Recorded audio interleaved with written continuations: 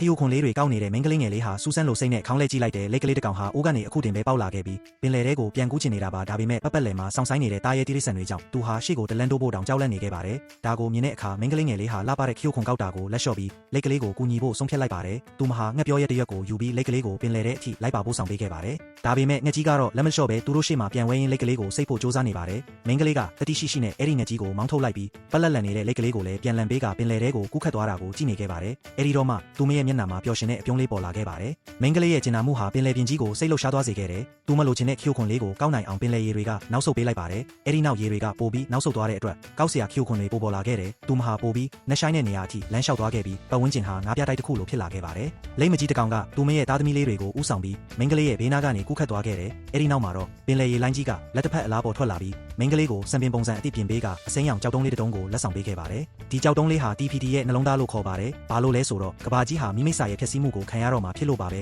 ဒီနှလုံးသားကြောက်တုံးလေးကသာမိမိစာကိုနှိမ်နှင်းပြီးကဘာကြီးကိုကယ်တင်နိုင်မှာဖြစ်ပါတယ်ဒီမင်းကလေးကတော့ပင်လယ်ပြင်ကြီးကရွေးချယ်လိုက်တဲ့ကယ်တင်ရှင်လေးပါပဲအဲ့ဒီအချိန်မှာပဲပင်လယ်ပြင်ကြီးကတယောက်ယောက်ကမင်းကလေးကိုလန့်ခေါ်နေတဲ့အတန်ကိုကြားလိုက်ရတဲ့အတွက်သူမကိုငကိုပုံစံအတိုင်းပြန်ဖြစ်အောင်လုပ်ပေးပြီးကမ်းခြေကိုညင်ညင်သာသာပြန်ပို့ပေးလိုက်ပါတယ်မင်းကလေးထွက်လိုက်တဲ့အချိန်မှာပဲ TPT ရဲ့နှလုံးသားကြောက်တုံးလေးဟာမတော်တဆပြုတ်ကျသွားခဲ့ပါတယ်သူမပြန်ရှာဖို့မစူးစမ်းရသေးခင်မှာပဲသူမရဲ့အဖေကရောက်လာပြီးသူမကိုခြိသွားခဲ့ပါတော့တယ်ဒီမင်းကလေးရဲ့နာမည်ကမိုအာနာပါသူမဟာဒီကျွန်းပေါ်ကမျိုးနွယ်စုခေါင်းဆောင်ရဲ့သမီးဖြစ်ပြီးအနာဂတ်မှာခေါင်းဆောင်ဖြစ်လာမယ့်သူပါသူမမှာအချစ်တော်သူငယ်ချင်းတိရစ္ဆာန်လေးနှစ်ကောင်ရှိပါတယ်ချစ်စရာကောင်းတဲ့ဝက်ကလေးနဲ့မျက်စင်ကောင်းတဲ့ကြက်တုံးလေးဟေးဟေးတို့ပဲဖြစ်ပါတယ်ဒီချက်ကအရာအလုံးကိုအစားအစာအထင်းနဲ့လိုက်စိတ်နေတတ်ပြီးကြောက်ခဲကိုတောင်မျိုးချမိပါသေးတယ်စားလို့မကောင်းမှန်းသိတဲ့အခါပြန်အန်ထုတ်လိုက်ပြီးခဏနေတော့အစားအစာအထင်းနဲ့ပြန်စိတ်နေပြန်ပါတယ်လူတွေကအိုးတွေကိုกินဖို့ပြင်နေတဲ့အချိန်မှာဒီချက်ကအိုးတွေပေါ်တက်ပြီးတားဖောက်ဖို့စူးစမ်းနေတာကြောင့်မိုအာနာကအမြန်ပဲမပြီးဘေးကိုဖယ်ပေးလိုက်ရပါတော့တယ်